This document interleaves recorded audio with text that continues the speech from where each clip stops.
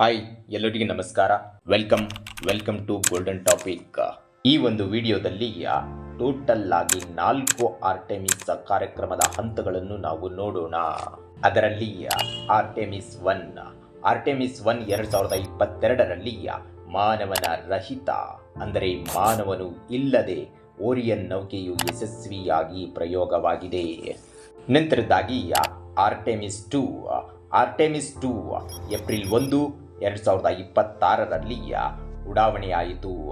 ಈ ಮಿಷನ್ ಮಾನವನ ಸಹಿತ ಮಿಷನ್ ಆಗಿದೆ.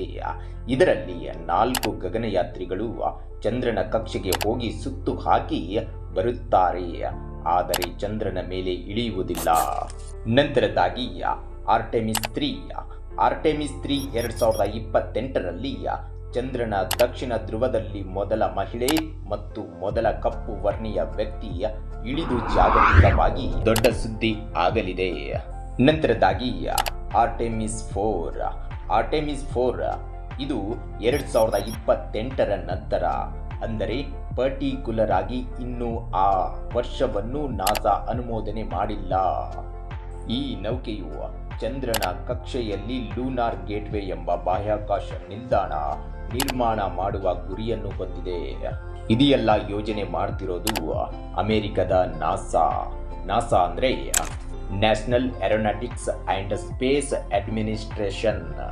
ಈ ವಿಡಿಯೋ ಇಷ್ಟ ಆಗಿದ್ರೆ ಇದೇ ಥರ ಮುಂದೆ ವಿಡಿಯೋ ಬರ್ತಾನೆ ಇರುತ್ತೆ, ಕಲಿತಾನೆ ಇರ್ತೀರಾ, ನೋಡ್ತಾ ಇರಿ. Thank you one and all.